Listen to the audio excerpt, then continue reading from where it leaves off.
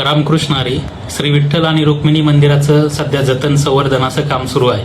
हे काम सुरू असताना श्री विठ्ठलाची तसेच रुक्मिणी मातेच्या मूर्तीची सुद्धा पाहणी पुरातत्व विभागाच्या अधिकाऱ्यांनी पाहणी केली होती आणि त्याच्यामध्ये पुरातत्व विभागाच्या अहवालानुसार ज्या मूर्त्या आहेत त्याच्यावरती रिस्टोरेशनची प्रक्रिया ही करणं आवश्यक आहे असा अहवाल दिलेला होता. त्यास आपण विधी न्याय विभागाची शासनाची मान्यता घेतली होती आणि ही प्रक्रिया 23 जून आणि 24 जूनला होणार होती. परंतु पंढरपूर येथील माननीय न्यायालयामध्ये याचिका दाखल झाली आणि या प्रक्रियेला स्थगिती मिळालेली आहे. या स्थगिती अर्जावरती मंदिरे समितीमार्फत आजच अपीलसुद्धा दाखल केलेलं आहे. उद्या त्याची सुनावणी होईल. निश्चितच मंदिरे समिती आपली बाजू ठामपणे मांडून ही प्रक्रिया कशी योग्य आहे याविषयी निश्चितच कोर्टात दाद मागेल.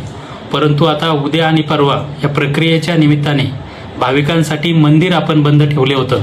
परंतु आता माननीय न्यायालयाची स्थगिती असल्यामुळे उद्या आणि परवा म्हणजे 23 जून आणि 24 जून या दिवशी दर्शन पूर्ववत सुरू राहील आणि माननीय न्यायालयाच्या निर्देशानुसार पुढील निर्णय हा मंदिर समिती घेऊन लवकरच आपणास त्याची माहिती देण्यात येईल. धन्यवाद.